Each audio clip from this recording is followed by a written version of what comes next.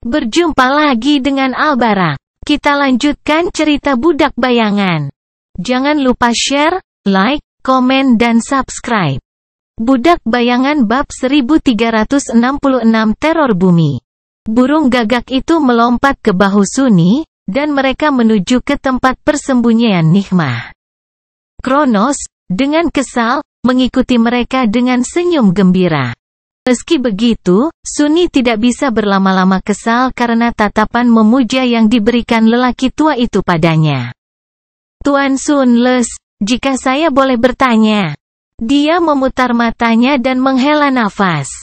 Apa? Kronos ragu-ragu sejenak. Apa itu kuda? Hal itu hampir membuat Sunni tersandung. Apa-apaan? Kenapa itu terdengar seperti sesuatu yang ingin kukatakan? Dia mengangkat bahu. Ini adalah hewan besar yang berlari dengan sangat baik. Orang-orang biasa menungganginya untuk berkeliling. Tentu saja, kudaku bukan kuda biasa. Dia benar-benar ancaman, binatang itu. Orang tua itu mengerutkan kening sambil merenung. Tetapi kenapa mereka tidak menggunakan perahu saja?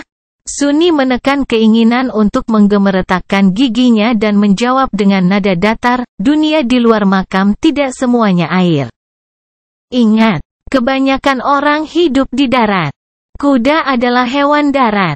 Kronos melihat ke kejauhan, kebingungan terlihat di seluruh wajahnya. Ah, begitu.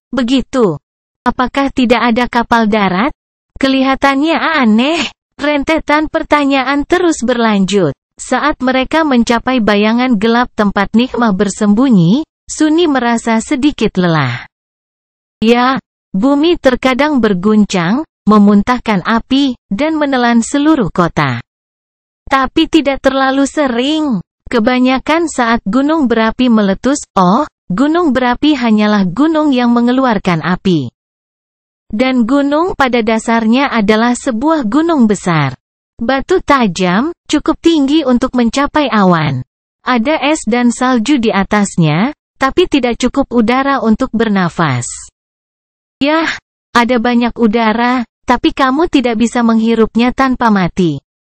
Mata lelaki tua itu melebar. Aneh sekali. Aku tidak ingin tinggal di darat, kedengarannya menakutkan. Sunni menatapnya dengan liar. Apa maksudmu menakutkan? Anda hidup di sungai tak berujung yang jatuh ke jurang maut. Dilanda badai waktu yang berkelana dan monster-monster kotor dari masa depan. Dia menggelengkan kepalanya, lalu berkata dengan suara tertahan, mimpi buruk, keluarlah. Dua api merah menyala dalam kegelapan, dan bayang-bayang melonjak, membentuk seekor kuda hitam yang mengerikan. Cahaya berkilauan pada taring baja dan tanduk tajam Nighmah, berwarna merah karena terik matahari terbenam. Kronos berteriak, seekor kuda! Wajah keriputnya menjadi pucat, dan dia mundur beberapa langkah. Tuanku, Anda tidak memberitahuku bahwa kuda adalah binatang yang sangat menakutkan. Apakah penduduk darat benar-benar menungganginya? Sunni memandang pemuda itu dengan penuh dendam. Lalu merasa tidak enak karenanya. Lagi pula, anak itu sudah sangat tua. Bagaimana jika melihat Nighmah membuatnya terkena serangan jantung? Dia ragu-ragu sejenak, lalu menepuk bahu Kronos. Ya, tapi seperti yang aku katakan, Nighmah bukanlah kuda biasa. Dia adalah makhluk bayangan kuno yang dulu melayani transenden abadi sebelum menjadi milikku. Sekarang, ayo beri dia makan. Saat Sunni melirik kuda hitam itu dengan penuh semangat dan memanggil ornamen Nakre. Lelaki tua itu bertanya dengan suara gemetar, tapi apa yang dimakan binatang mengerikan ini? Sepertinya kamu tidak membawa daging? Dipenuhi pikiran tentang Nightmare's Ascension. Sunni tersenyum linglung. Oh, jangan khawatir. Aku punya apa yang kubutuhkan untuk memuaskan rasa laparnya di sini, bersamaku. Terkejut karena Kronos tiba-tiba mundur beberapa langkah, dia menatap lelaki tua itu dengan aneh dan menawarkan ornamen itu kepada penghancur kegelapan. Ini, Sobat, maaf lama sekali. Nikmah mendengus pelan, lalu mendekatkan moncongnya ke tangannya dan mendorongnya, melemparkan memori itu ke tanah. Lalu, dia menghancurkannya dengan satu pukulan kuku kakinya yang keras. Angin puyuh bunga api muncul dari ornamen yang hancur dan dipisahkan menjadi 6 aliran. Masing-masing mengalir ke salah satu bara api gelap yang menyala di dalam bayangan yang menjadikan Nikmah sebagai jiwa. Ini dia. Akhirnya, Sunny selalu sibuk meningkatkan kekuatan Sein, pertarungan utamanya Shadow, sebanyak mungkin, jadi dia sedikit mengabaikan kuda hitam itu. Tentu saja hal itu bukan tanpa alasan. Tujuan utama Nikmah bukanlah menjadi kekuatan destruktif dalam pertempuran. Dia adalah kuda setia pertama dan pejuang kedua. Kegunaan yang dia tawarkan kepada Sunny jauh lebih berharga daripada kombatan tambahan. Tetap saja, momen ini sudah lama sekali terjadi. Saat aliran bunga api terserap ke dalam kegelapan yang bersembunyi di dalam Nikmah, bayangannya tiba-tiba menjadi kabur. Kemudian, penghancurnya menghilang. Sudah menduga hal itu akan terjadi, Sunny terjun ke laut jiwa miliknya. Muncul dalam keheningan tanpa cahaya, dia melihat bayangannya berdiri di permukaan air yang tenang. Nikmah telah menundukkan kepalanya, tubuhnya sedikit gemetar. Ya, di dalam bayangan, pancaran 6 bara api semakin intens. Air tiba-tiba melonjak, seolah diserang oleh angin yang tak terlihat. Gumpalan api hitam muncul dari mantel bulu musang Nikmah, segera menyelimuti sosoknya sepenuhnya. Sunny sudah beberapa kali melihat Shadow naik ke peringkat baru.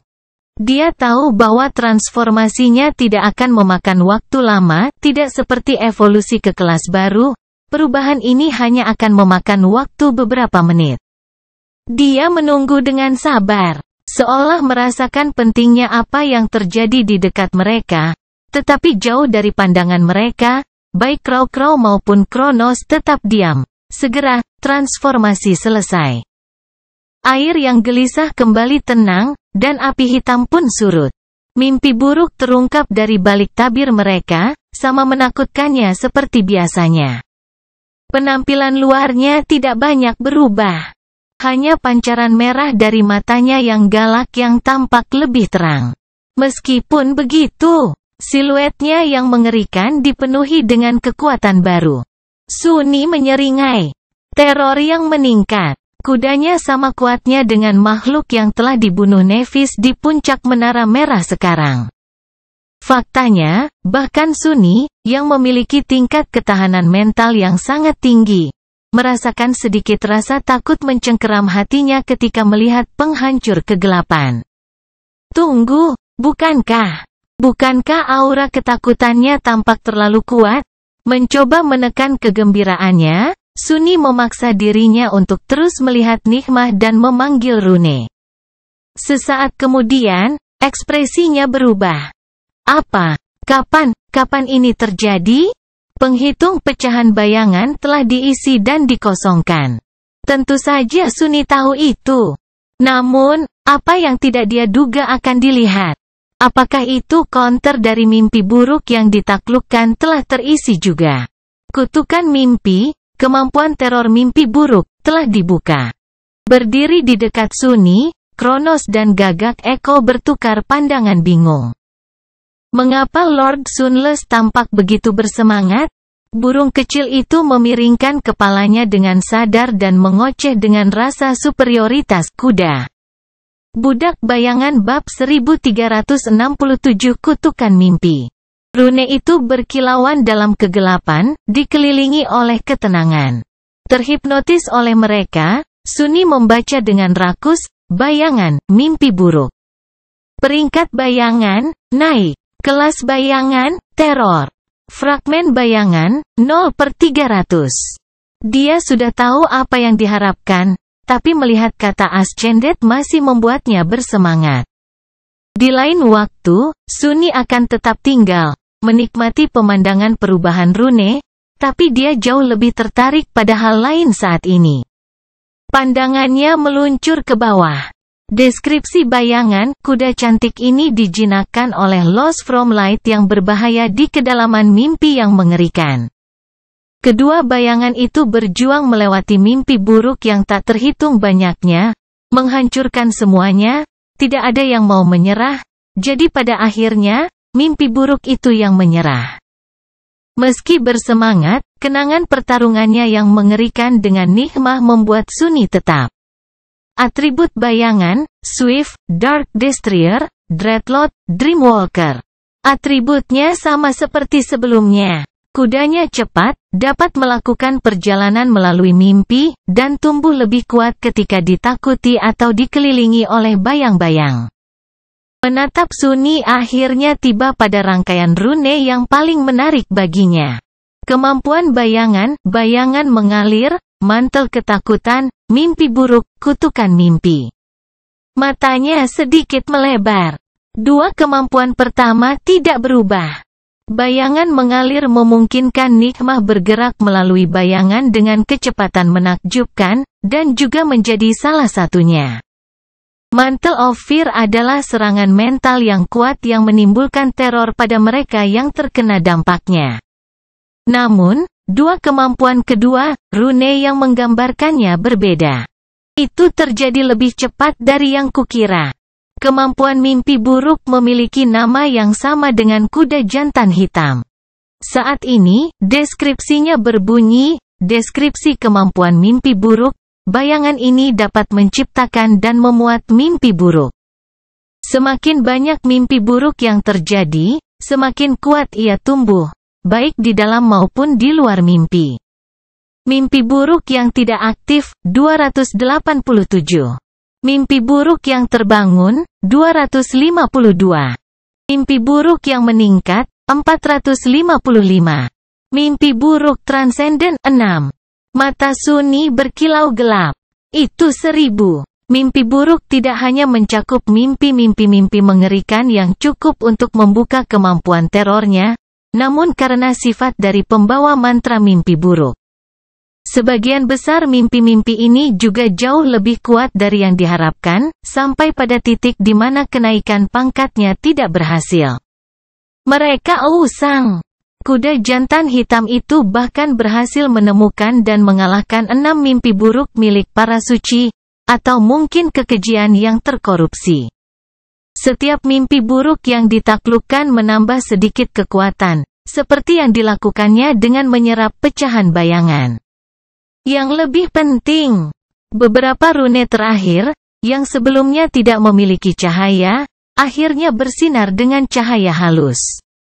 Setelah mengumpulkan pasukan 1000 mimpi buruk, bayangannya akhirnya menjadi teror sejati sekali lagi. Mencoba menenangkan jantungnya yang berdetak kencang. Sunny berkonsentrasi pada rune yang baru terbangun dan membaca deskripsinya. Deskripsi kemampuan kutukan mimpi, bayangan ini adalah penguasa wilayah mimpi yang lebih rendah.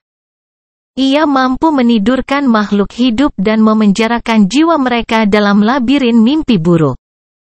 Jiwa-jiwa yang hancur dalam labirin mimpi buruk memberi makan bayangan, semakin kuat bayangan itu tumbuh, semakin cepat dan jauh kutukan mimpi itu menyebar. Sunny menatap rune itu, tiba-tiba merinding. Sungguh penasaran. Dia sangat terguncang sehingga dia mengucapkan kata-kata itu dengan keras. Penasaran? Apa yang Anda maksud, Tuan Sunless? Apakah kuda Anda tidak menyukai makanannya? Ia menghancurkannya dengan kuku. Maaf saya mengatakan ini, Tuanku. Tetapi Anda mungkin tidak tahu binatang apa yang suka makan. Lagi pula itu hiasan cangkang. Siapa yang mau makan sepotong cangkang? Kamu harus mencoba ikan lain kali. Sunny terdiam beberapa saat, lalu menoleh dan menatap Kronos tanpa berkata-kata. Orang tua itu gemetar. Benar. Dia masih di sini. Meninggalkan laut jiwa, dia berkonsentrasi penuh pada dunia nyata dan berkata dengan datar, aku mengacu pada betapa miripnya kemampuan kudaku. Dengan beberapa hal lainnya. Dia memang menyukai makanannya. Itu jauh lebih disukai daripada ikan. Kronos menatapnya dengan ragu, tapi Sunni mengabaikan pemuda itu dan berbalik. Labirin mimpi buruk, itu benar-benar kemampuan yang berbahaya dan mengerikan, yang layak untuk teror. Sunni bisa dengan mudah membayangkan kutukan mimpi yang perlahan menyebar menelan seluruh kota ini, orang-orang tertidur satu demi satu, hingga tidak ada seorang pun yang masih terjaga. Mereka semua sekarat, jiwa mereka dilahap oleh bayangan kelaparan. Dia juga bisa membayangkan kengerian kematian mereka. Sunni sendiri pernah mengalami labirin mimpi itu. Apa yang akan terjadi jika dia putus asa dan menyerah? Jiwanya akan terkoyak oleh siksaan mimpi buruk yang tak ada habisnya, dan tubuhnya akan berubah menjadi sekam yang berlubang. Bagian yang paling menakutkan dari semuanya adalah ukuran kendali yang dimiliki Nigma atas labirin mimpi, dan fakta bahwa semakin banyak korbannya yang ketakutan karenanya, semakin kuat dia. Tentu saja, kekuatan kutukan mimpi ada batasnya. Bagaimanapun, Sunni telah melepaskan diri darinya dengan menghancurkan setiap mimpi buruknya. Itu juga belum menyebar ke seluruh kerajaan harapan, karena jangkauannya dibatasi oleh kekuatan Nigma sendiri. Sebagai teror yang bangkit, kuda mengerikan itu hanya bisa mempengaruhi satu kastil dan sekitarnya. Namun, sebagai ascended teror, jangkauannya akan menjadi lebih besar. Siapa yang tahu seberapa jauh kutukan mimpi bisa menyebar di masa depan? Tapi bukan itu semua yang menyebabkan Sunni merasa kedinginan. Kenapa dia harus melakukannya? Kekuatan bayangannya adalah kekuatannya sendiri. Sebaliknya, dia terguncang oleh kata-kata yang digunakan mantra untuk menggambarkan kutukan mimpi. Domain impian yang lebih kecil. Bukankah itu terdengar seperti sesuatu yang pernah dia temui sebelumnya? Misalnya, alam mimpi. Sebuah ilusi luas yang dipertahankan oleh aspek sein tertentu, di mana banyak orang dapat bertarung satu sama lain tanpa risiko cedera. Awaken menggunakan arena publik untuk pelatihan, tapi ada juga arena pribadi yang didirikan untuk pasukan pemerintah dan klan legasi juga. Bahkan ada versi yang bisa dinikmati manusia biasa. Apakah Dreamscape juga merupakan jenis domain mimpi kecil? Itu tentu saja masuk akal. Namun ada contoh serupa lainnya. Sunni gemetar. Ada mantra dan mimpi buruknya.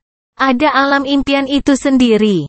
Jika ada wilayah impian yang lebih kecil, pasti ada wilayah impian yang lebih besar juga, dan juga wilayah di atasnya. Jika begitu, jiwa-jiwa yang hancur dalam labirin mimpi bayangannya dikonsumsi, membuat bayangan itu semakin kuat. Apa yang terjadi dengan jiwa orang-orang yang mati dalam mimpi buruk? Dari mereka yang meninggal di alam mimpi? Dari mereka yang terinfeksi mantra? Apakah mantra itu memakan jiwa setiap orang yang membawanya, dan pada jiwa semua orang yang membawanya? Terbunuh. Pikiran itu sangat menakutkan. Tetapi tetap saja, itu masuk akal. Sunni menurunkan pandangannya dan menatap kain mantel Anangke.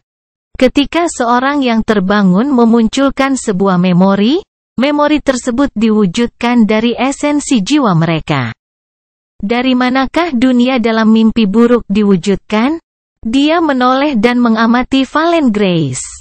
Akhirnya, pandangannya tertuju pada Kronos, dan ketika mimpi buruk itu berakhir, kemana perginya semua jiwa yang disihir oleh mantra itu? Sunni tidak pernah secara serius mempertimbangkan cara kerja mantra itu, hanya karena mantra itu begitu kuat hingga tampak maha kuasa. Jika seseorang menganggap sesuatu itu maha kuasa, mereka tidak akan mempertanyakan cara kerjanya. Hanya karena cara kerjanya berada di luar logika dan nalar. Namun, sekarang, untuk pertama kalinya, dia mulai mempertanyakan apakah mantra itu benar-benar bebas dari hukum yang mengatur hal-hal duniawi lainnya. Mungkin skalanya begitu besar sehingga manusia biasa seperti dia tidak mampu melihatnya. Atau mungkin dia salah, dan tidak ada kesamaan antara prinsip kutukan mimpi dan mantra. Bagaimanapun, daripada memikirkan hal-hal yang berada di luar pemahamanku, aku harus berkonsentrasi pada apa yang ada di hadapanku. Terorku yang meningkat terhadap seekor kuda, dan kutukan yang dia perintahkan. Ini pasti akan sangat membantu dalam makam terkutuk ini. Apalagi ada gila di sekitar sini yang gemar mengunjungi mimpi orang lain. Budak Bayangan bab 1368 berlayar. Tidak lama setelah kenaikan kuda jantan hitam, hari keberangkatan mereka pun tiba. Minggu-minggu yang mereka habiskan di Valen Grace berlalu dengan cepat. Begitu cepat, bahkan Sunny merasa sedih karena mereka merasa begitu singkat. Menyenangkan sekali bisa menghabiskan waktu bersama Nevis dan Casey lagi. Di dunia nyata, selalu ada tembok tak terlihat di antara mereka, klan besar, perang, perasaan rumit di masa lalu, janji kelam di masa depan. Tapi Nightmares punya cara untuk mencapai banyak hal. Semua hal ini telah menjadi kecil dan tidak penting karena mendesaknya kebutuhan untuk menaklukkan benih. Sehingga Sunny menyadari dirinya menikmati perasaan kedekatan yang sudah lama tidak dirasakannya. Lucu sekali, sungguh. Sejak menjadi seorang sleeper, dia berulang kali diberitahu betapa mengerikannya dan mematikannya mimpi buruk ketiga. Dan rumor ini memang ada benarnya, tentu saja, lagi pula. Sunny telah berjuang melawan binatang besar terkutuk untuk bertahan hidup di sini. Tapi, anehnya, sebagian besar waktunya di makam Ariel cukup damai. Namun, dia merasa hari-hari yang damai akan segera berlalu. Mulai hari ini dan seterusnya, jalan mereka lurus. Pertama ke perairan berbahaya tempat Evie dan Jet terdampar. Kemudian, ke kota misterius Twilight, untuk menemukan Kai dan Mordred. Dan akhirnya ke Verge, tahta kekotoran batin. Untuk membakarnya dan meletakkan mimpi buruk. Tentu saja, Chainbreaker akan kembali ke Valen Grace di antara setiap langkah untuk memasok, menerima perbaikan, dan memberikan kesempatan kepada krunya untuk memulihkan. Namun penghentian tersebut hanya akan berlangsung singkat dan jarang terjadi. Selama sisa mimpi buruk, Sunny dan teman-temannya akan berangkat dari satu pertempuran mengerikan ke pertempuran lainnya. Melihat pemandangan kota terakhir manusia sungai yang bagaikan mimpi dari ketinggian menara kuil, Sunny menghela nafas dan menatap Casey dan Nevis. Matahari baru saja terbit, dan seluruh dunia tenggelam dalam warna merah yang tak terhitung jumlahnya. Diterangi oleh api merah, keduanya tampak serius dan siap. Dia terdiam beberapa saat, lalu bertanya, apakah sudah waktunya? Casey mengangguk pelan. Sudah waktunya. Ayo pergi. Bersama-sama, mereka turun dari menara, melewati aula besar kuil, dan berjalan keluar. Penjaga gadis buta itu mengikuti mereka dari belakang, seperti biasanya. Tapi hari ini, lebih banyak orang yang datang untuk mengucapkan selamat tinggal pada saudaranya. Tentara, pengrajin, dan warga negara dari segala jenis. Ribuan pria dan wanita tua kurus berkerumun di jalan, memandangi wanita muda cantik dengan rantai emas melingkari pergelangan tangan. Sosok mereka yang lemah dan wajah keriput mereka bagaikan laut. Mata mereka. Sunny tak tahu bagaimana menggambarkan emosi yang terpancar dalam diri mereka. Apakah itu suatu kebanggaan? Duka, takut, cinta, salah, atau semuanya menyatu? Bagaimanapun juga, manusia tidak sesederhana itu. Mereka jarang hanya merasakan satu hal saja. Seringkali, hati mereka dipenuhi dengan emosi-emosi yang saling berbenturan dan saling bertentangan yang tidak rasional dan kontradiktif. Akankah kita berhasil menyelamatkan orang-orang ini? Atau apakah mereka semua sudah ditakdirkan? Sunny tahu bahwa ini bukanlah anugerah jatuh yang sebenarnya. Namun, dia juga tahu bahwa bayangan makhluk hidup yang dia bunuh di mimpi buruk masih ada di dalam jiwanya, tidak bisa dibedakan dari bayangan milik penghuni alam mimpi dan alam mimpi. Dunia bangun. Jadi apa sebenarnya perbedaannya? Mereka melewati jalanan yang ramai dan mendekati dermaga. Pemutus rantai terletak di atas air, baru diperbaiki dan diperbarui. Layarnya yang compang camping diganti dengan yang baru, masing-masing berwarna merah cerah dan indah. Tidak banyak upacara yang diadakan. Sunny, Casey, dan Nevis naik ke kapal. Kedua penjaga tuli itu tetap berada di dermaga. Tapi sebelum mereka pergi, Casey menoleh ke kerumunan Riverbond tua dan tersenyum. Senyumannya bagaikan pancaran sinar matahari murni di negeri senja abadi ini. Rakyatku, suaranya bergema di atas air, menjangkau jauh dan luas. Penghuni Valen Grace, manusia terakhir di makam Ariel, mendengarkan dengan penuh perhatian, menangkap setiap kata. Sunny menatap kerumunan itu dan segera menyadari sosok yang dikenalnya. Kronos juga ada di sini, memandangi kapal anggun itu dengan rasa kagum dan rindu. Casey menunggu sebentar, lalu melanjutkan, biasanya, aku akan mengajak kalian semua ke rumah perpisahan untuk merayakan dan menikmati pesta yang lezat. Sayangnya, majelis rendah sudah tidak ada lagi. Jadi, aku tidak punya makanan untuk ditawarkan. Gelombang gumaman muncul dari kerumunan saat banyak orang tertawa. Seseorang berteriak, "Tidak apa-apa, Nona. Beri kami makan saat Anda kembali." Gadis buta itu terdiam beberapa saat. Tetap saja, hari ini bukanlah hari untuk bersedih. Ini adalah hari untuk merayakan.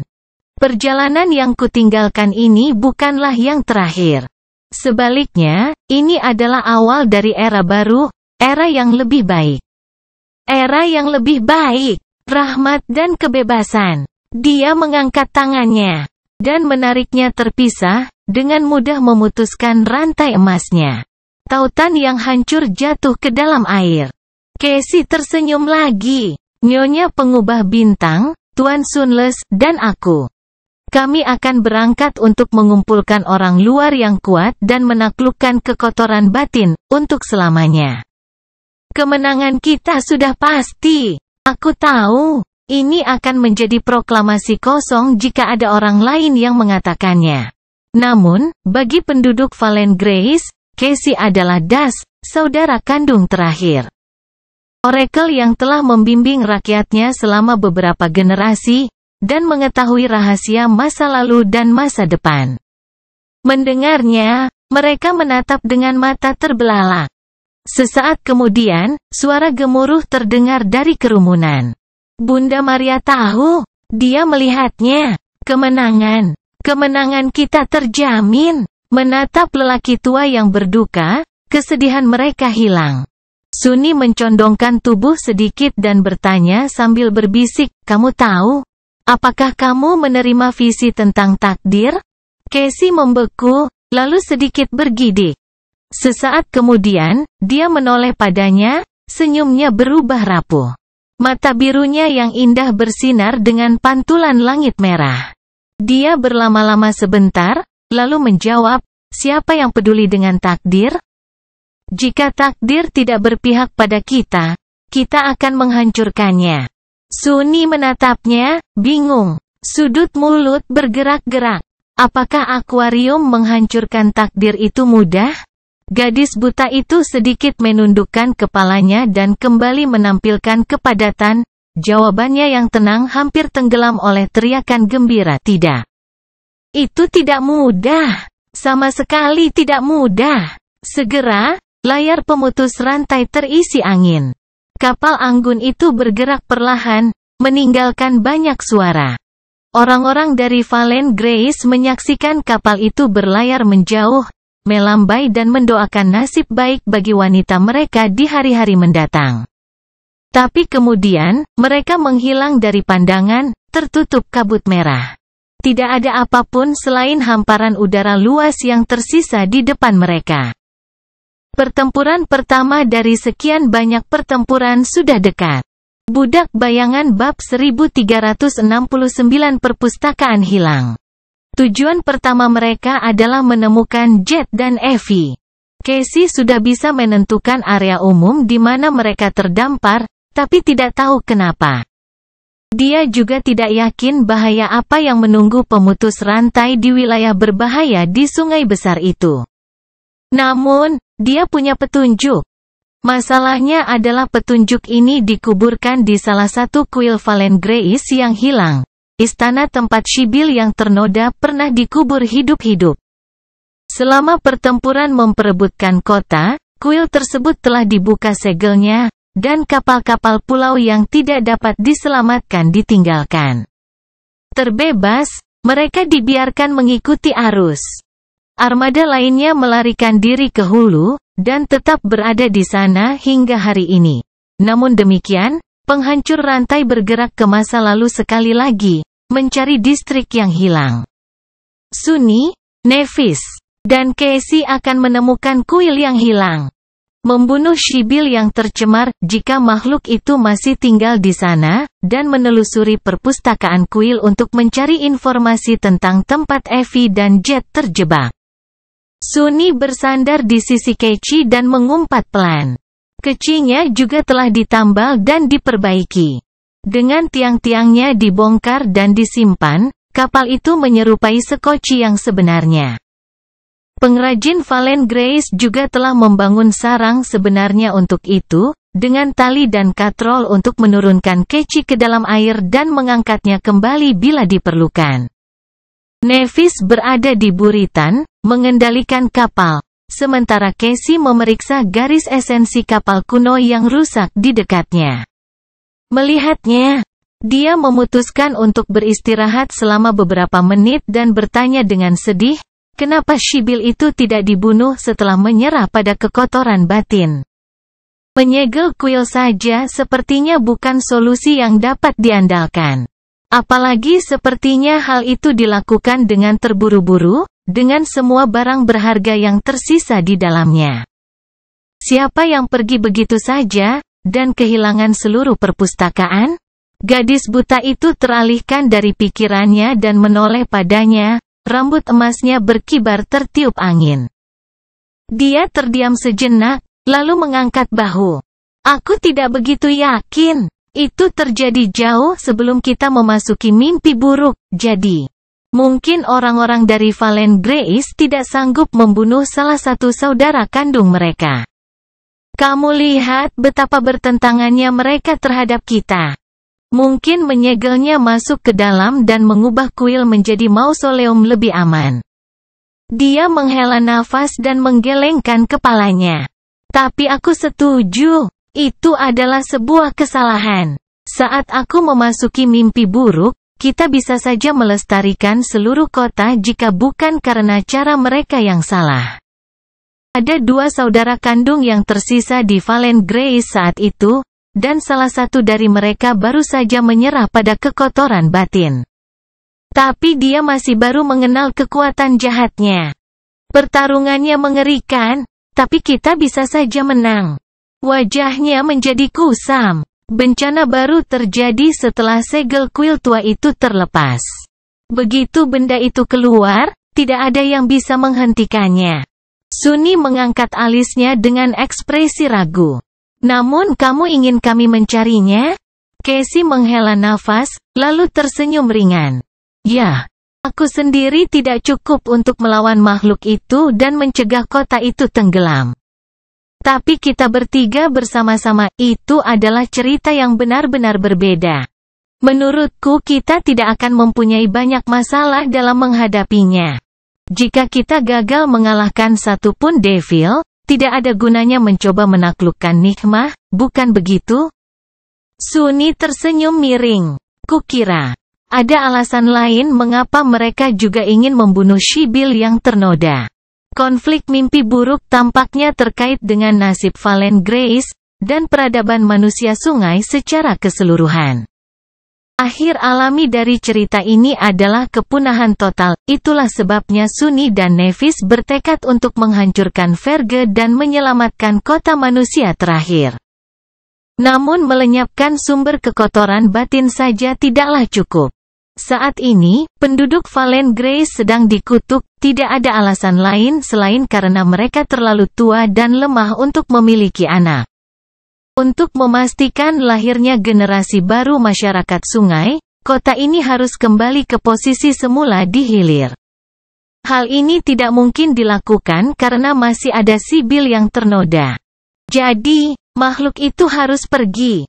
Sunni memandang ke langit yang merah tua, lalu bertanya, bagaimana cara kerjanya? Mengapa sibil yang dikubur jauh lebih kuat daripada yang kamu bunuh? Casey terdiam beberapa saat sebelum menjawab. Sederhana, sungguh. Semua makhluk mimpi buruk yang kita temui sebelum memasuki makam telah dirusak bertahun-tahun yang lalu. Hampir tidak ada jejak dari diri mereka sebelumnya yang tersisa. Korupsi ternyata merupakan proses bertahap.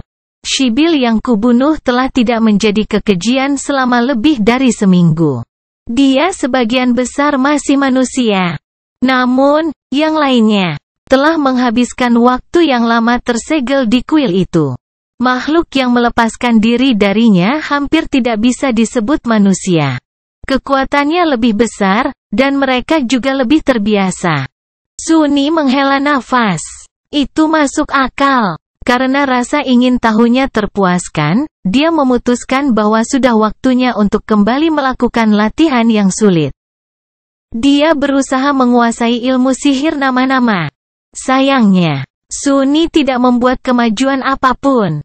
Mempelajari nama-nama itu sendiri tidaklah terlalu sulit, setidaknya bukan nama-nama sederhana yang telah Nevis lakukan sebaik mungkin untuk mengajarinya. Meskipun nama-nama itu sangat aneh, hampir tidak masuk ke dalam pikirannya dan terus-menerus hilang dari ingatannya, dia memiliki disiplin mental yang cukup untuk mempertahankan pengetahuan tentang nama-nama tersebut. Masalahnya sebenarnya adalah mencoba untuk berbicara dengan mereka. Dalam hal ini, Sunni gagal total. Seperti yang dikatakan Anangke, orang membutuhkan bakat bawaan untuk menguasai kata-kata. Dan sepertinya dia sangat kekurangannya. Terkutuklah itu. Mungkin Sunni serakah karena ingin mempelajari sistem sihir yang benar-benar baru, tapi dia tetap ingin menguasai dasar-dasar saping. Hari ini, usahanya untuk memanggil angin menjadi lebih buruk dari biasanya. Dia lelah dan kehabisan tenaga, tetapi tidak ada hasil apapun. Angin sialan! Ayo, tiup! Saat kejengkelan Sunni mencapai titik didih, Casey tiba-tiba menegakkan tubuh dan sedikit menoleh. Ada kerutan di wajahnya. Sesuatu yang salah. Budak Bayangan bab 1370 musuh yang berbahaya. Sunni menghela napas berat, lalu secara halus mengamati dunia melalui bayangannya. Tidak ada bahaya di sekitar mereka. Segalanya tampak baik-baik saja. Meski begitu, intuisinya memang memberitahunya sesuatu. Itu tidak benar-benar membunyikan alarm, tapi ada sensasi menakutkan di benaknya. Dia bangkit dan mengamati sungai besar dengan kedua matanya sendiri. Setelah beberapa saat, Sunni bertanya, "Ada apa?" "Aku tidak melihat apapun." Casey tidak bergerak, kerutan di dahinya semakin dalam. Ombaknya berdesir saat menyapu lambung kapal. Layarnya beriak tertiup angin. Mengangkat tangan, dia menyentuh pipinya sebentar, lalu berkata dengan sedih, "Aku merasa aneh. Seolah-olah aku sedang mabuk." Sunni menatapnya tanpa berkata-kata. "Hah?" Gadis buta itu meringis. "Sepertinya aku melihat ganda. Hanya saja, tentu saja, bukan penglihatanku yang kabur. Sebaliknya, itu adalah kemampuan aspekku. Kemampuan yang memungkinkanku merasakan apa yang akan terjadi beberapa detik ke depan." Dia terdiam beberapa saat. Bayangan di Chainbreaker bergerak. "Jadi, maksudmu ada sesuatu yang salah dengan masa depan?" Casey sedikit ragu. "Atau setidaknya dengan kemampuanku untuk melihat masa depan." Itu adalah hal yang cukup menakutkan untuk didengar.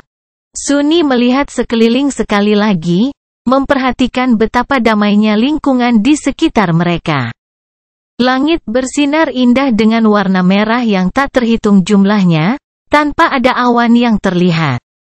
Permukaan sungai yang mengalir tidak bernoda, tidak ada apapun yang tersembunyi di bawahnya. Namun, ada sesuatu yang mengerikan sedang terjadi di dunia, tidak terlihat dan tidak terlihat. Jika bukan karena indera orakel yang tajam, tidak satu pun dari mereka akan tahu bahwa ada sesuatu yang salah. Ayo pergi. Sambil memegang pergelangan tangan Casey, Sunni membimbingnya ke buritan kapal, tempat Nevis memegang dayung kemudi. Dia tidak harus membimbing gadis buta itu dalam waktu yang sangat lama. Tapi sekarang karena kemampuan aspeknya terganggu, dia pasti mengalami disorientasi. Bahkan jika dia melihat dunia melalui matanya, itu tidak sama dengan melihatnya dengan indranya sendiri. Apa yang terjadi di makam terkutuk ini? Segera, mereka tiba di lingkaran rahasia dan memberitahu Nevis berita tersebut. Dia terdiam beberapa saat, melihat ke depan dengan ekspresi muram. Setelah beberapa saat, Nev mengangguk. Begitu. Aku juga merasa ada yang tidak beres. Sunni memiringkan kepalanya sedikit. Bagaimana? Bahkan bahaya samarnya hanya muncul karena kedekatannya dengan takdir, yang diperkuat oleh garis keturunan Weaver. Sunni biasanya menyebut perasaan samar ini sebagai intuisinya, tapi sebenarnya itu bukan indera keenam. Itu sebenarnya adalah kemampuan dasar untuk merasakan getaran rangkaian takdir. Kalau begitu, apa yang membuat Nevis merasakan kesalahannya? Dia menunjuk ke langit. Itu mataharinya. Aku bertanggung jawab untuk mengemudikan kapal, jadi aku mengawasinya untuk navigasi. Namun ada sesuatu yang aneh terjadi. Selama sekitar 1 jam terakhir, haluan kita sedikit berubah. Sepertinya kita sedang ditarik menuju sesuatu. Tapi jika ya, saya tidak tahu caranya. Saya rasa tidak ada kekuatan yang memberikan tekanan pada kapal atau arus. Tiba-tiba Sunni mendapat firasat yang sangat-sangat buruk. Wajahnya berubah muram. Mereka sedang berburu sibil yang ternoda, dan persepsi Casey tentang masa depan tiba-tiba berubah menjadi aneh. Lebih dari itu, dunia ini sendiri tidak berjalan sebagaimana mestinya. Tidak mungkin.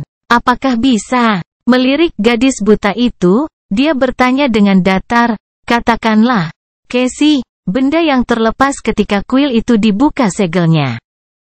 Apa sebenarnya kekuatannya? Aku mengirimnya ke kios, dia tercabik-cabik dalam sekejap, tidak mampu mendaratkan satu pukulan pun pada kulitnya. Panah dan proyektil sihir meleset, sihir gagal. Dia terlalu Casey ragu-ragu sejenak. Aku tidak yakin. Aku tidak bisa melihatnya dengan baik. Yang kuingat hanyalah bahwa semua prajurit yang aku kirim untuk menghentikannya tercabik-cabik dalam sekejap, tidak mampu mendaratkan satu pukulan pun pada kulitnya. Panah dan sihir proyektil meleset, pesona gagal. Dia makhluk yang terlalu mengerikan untuk kita tangani, terutama saat melawan Sibyl lainnya. Mata birunya yang indah berkilau. Segera setelah Sibyl kedua meninggal, aku memerintahkan semua orang untuk mundur dan memutuskan seluruh bagian kota tempat makhluk itu mengamuk. Itulah sebabnya kami kehilangan separuh dari Valen Grace. Sunni menarik napas dalam-dalam. Tapi semua Sibyl punya kekuatan yang berhubungan dengan wahyu kan? Dan wahyu adalah manifestasi dari kedekatan ekstrim dengan takdir. Sibyl itu mampu merasakan masa depan sebelum menjadi rusak. Dia mengertakkan gigi dan berbagi kecurigaan liar yang membuatnya sangat waspada. Jadi mungkinkah kekejian itu sekarang mampu mempengaruhi masa depan? Nevis memandangnya dengan aneh. Apa maksudmu? Dia mengangkat bahu. Katakanlah ada Sibyl kuno. Orang luar transenden yang datang dari masa sebelum Perang Doom. Dia menjadi terkotori dan berubah menjadi makhluk mimpi buruk, kemudian dikubur hidup-hidup selama bertahun-tahun yang tak terhitung jumlahnya. Pada akhirnya, dia membebaskan diri dari mausoleumnya dan melahap jiwa manusia senilai setengah kota. Sunni menggelengkan kepalanya. Dan kemudian, kita bertiga pergi mencarinya. Dan tepat pada saat itu, kemampuan Casey untuk melihat masa depan mulai berperilaku aneh, sementara kapal kita entah kenapa bergerak ke arah yang tidak seharusnya bergerak. Bukankah begitu? Sangat mungkin bahwa kengerian primordial dari kekejian yang tercemar ini kemungkinan besar memiliki kekuatan yang ada hubungannya dengan mempengaruhi aliran waktu. Atau setidaknya kemungkinan terjadinya sesuatu. Casey dan Nevis sedikit memucat. Beberapa saat kemudian, gadis buta itu bertanya, itu, pendengarannya terlalu luar biasa untuk menjadi kenyataan. Kekuatan untuk mengubah kemungkinan, bahkan jika dia adalah seorang corrupted abomination yang sangat kuat dari kelas yang tidak dikenal, itu terlalu berlebihan. Bukankah begitu? Sunni mengangkat bahu. Tidak. Aku tidak tahu. Terlalu fantastis. Kita berada di dalam piramida besar, berlayar di sungai tak berujung yang mengalir sepanjang waktu, tergantung di tengah jurang maut. Oh, dan itu semua terbuat dari mayat Titan yang tak suci. Aku tidak berpikir bahwa akan ada sesuatu yang terlalu fantastis lagi. Dia meringis, lalu tambahkan dengan nada tertahan, mengenai betapa tak terbayangkannya sebuah kekuatan yang mempengaruhi kemungkinan. Bukankah kamu melupakan sesuatu? Aku telah menderita hal serupa sejak sebelum aku menjadi seorang sleeper. Hanya saja, dalam kasusku, bukan aku yang mempengaruhinya. Kemungkinannya. Sebaliknya, hal-hal yang mustahil punya cara untuk menarikku ke arah itu. Bagaimanapun juga, hasilnya tetap sama. Mereka membayangkannya beberapa saat. Kemudian, Nevis berkata dengan tenang, terus. Sunni berkedip. Jadi kenapa? Kamu tidak waspada terhadap musuh yang benar-benar bisa mengubah masa depan sesuai keinginan mereka? Dia bersandar, lalu mengangkat bahu dengan acuh tak acuh. Jelas ada batasan pada kekuatan itu, jika kamu benar tentang sifatnya. Kalau tidak, kita pasti sudah mati karena serangan jantung atau terkena petir nyasar. Kenapa kita tidak pergi saja dan membunuh Sibyl itu saja? Apakah saya perlu mengingatkan kalian berdua bahwa kita juga memiliki kekuatan untuk mengubah masa depan? Sunni dan Casey bingung. Gadis buta itu sedikit menutupinya dan bertanya. Ya, Nevis mengangguk. Tentu saja. Jika kita pergi ke sana dan membunuh kekejian itu akan menjadi masa depan. Kita akan berhasil. Setiap tindakan yang dilakukan oleh setiap orang di dunia akan mengubah masa depan. Kekuatan itu sebenarnya tidak begitu unik. Faktanya, itu sudah cukup universal. Dia melihatnya sejenak, lalu terisak kecut. Sulit untuk berdebat. Kekuatan untuk mengubah masa depan, ya? Baiklah. Ayo pergi dan ciptakan masa depan di mana kekejian itu sudah mati, dan kita masih hidup. Lagi pula, kita tidak tahu cara melarikan diri. Cerita bersambung. Jangan lupa share, like, komen dan subscribe. Agar tidak ketinggalan cerita selanjutnya.